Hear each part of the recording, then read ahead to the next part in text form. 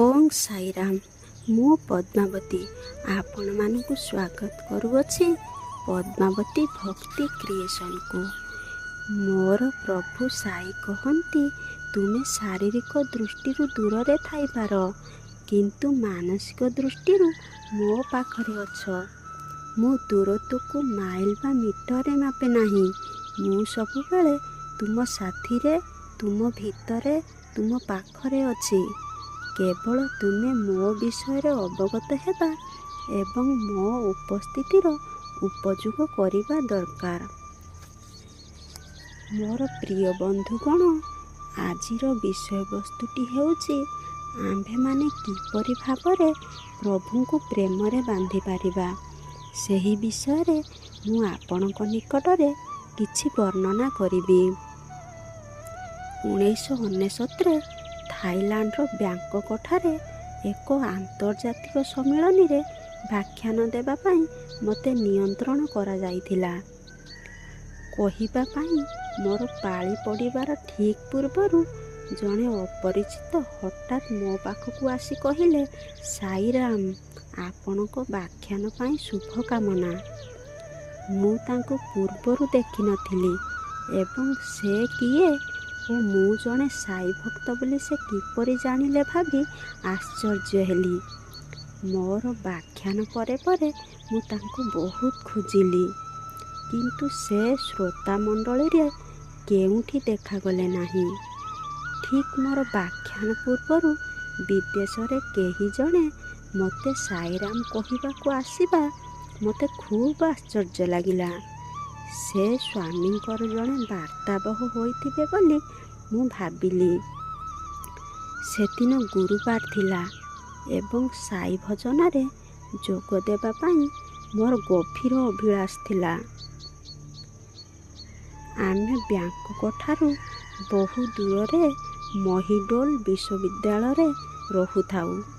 ମୁଁ ବ୍ୟାଙ୍କକରେ ସାଇ କେନ୍ଦ୍ର ବିଷୟରେ ଜାଣିବାକୁ ଚେଷ୍ଟା କଲି, କିନ୍ତୁ ଭାଷା ସମସ୍ୟା ଯୋଗୁଁ କେହି ମୋତେ ଦିଗଦର୍ଶନ ଦେଇପାରିଲେ ନାହିଁ। ପୁନଶ୍ଚ ସେତେବେଳେ ଇଣ୍ଟରନେଟ୍ ଉପଲବ୍ଧ ନଥିବାରୁ ମୁଁ ସୂଚନା ଖୋଜି ପାଇଲି ନାହିଁ, ଯେପରି ସହଜରେ ଆମେ ଆଜି କହିପାରୁଛେ। ବହୁ କଷ୍ଟରେ ମୁଁ ଏକ ସାଇ କେନ୍ଦ୍ର ଠାବ କଲି, କିନ୍ତୁ ତାହା ବିଦ୍ୟାଳୟର ପରିସରଠାରୁ 20-30 କିଲୋମିଟର ଦୂରରେ ଥିଲା।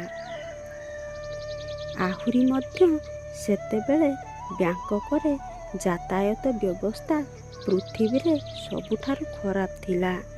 ଯାହା ବି ହେଉ, ମୁଁ ଭଜନ ଯିବାକୁ ଠିକ୍ କଲି ଏବଂ ଗୋଟିଏ ଟ୍ୟାକ୍ସିରେ ଗଲି।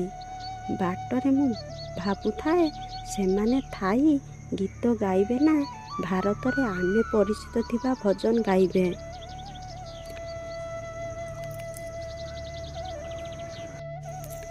କେତୋଟି ଅନ୍ତତଃ ମୁଁ ଜାଣିଥିବା ଭଜନ ଥିବ ବୋଲି ମୁଁ ଆଶା କଲି। ମୁଁ ନିଜକୁ କହିଲି ଯେ ସେମାନେ ମାନସ ଭଜରେ ଗୁରୁଚରଣମ୍ ଗାଇଲେ ସାଇ କେନ୍ଦ୍ରକୁ ମୋର ଆଗମନ ବିଷୟରେ ସ୍ୱାମୀ ଜାଣନ୍ତି ବୋଲି ସଂକେତ ପାଇବି। ମୁଁ ଠିକ୍ ଭଜନ ସମୟରେ ପହଞ୍ଚିଲି। ପ୍ରଥମଟି ଏଇ ଥାକ ଗୀତ ଥିଲା ଏବଂ ଆଶ୍ଚର୍ଯ୍ୟର କଥା, ଦ୍ୱିତୀୟଟି ଥିଲା ମାନସ ଭଜରେ ଗୁରୁଚରଣମ୍। ସ୍ୱାମୀ ମୋ ପ୍ରାର୍ଥନା ଶୁଣିଛନ୍ତି ବୋଲି ଉପଲବ୍ଧି କରି ଲୁହ ମୋ ଗାଲ ପର୍ଯ୍ୟନ୍ତ ଝରି ଆସିଲା ଏବଂ ମୋ ହୃଦୟ ଆନନ୍ଦରେ ଭରିଗଲା।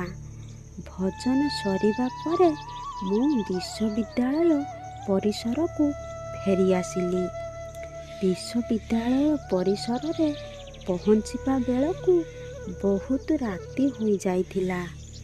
କ୍ଳାନ୍ତ ହୋଇ ମୁଁ ଶୋଇପଡ଼ିଲି ଏବଂ ଏକ ସୁନ୍ଦର ସ୍ୱପ୍ନ ଦେଖିଲି। ସେହି ସ୍ୱପ୍ନରେ ମୁଁ ପୁଟ୍ଟପର୍ତ୍ତିରେ ସ୍ୱାମୀଙ୍କ ପାଖରେ ବସିଥିଲି ଏବଂ ସ୍ୱାମୀ କେତେଜଣ ଭକ୍ତଙ୍କ ସହ କଥା ହେଉଥିଲେ।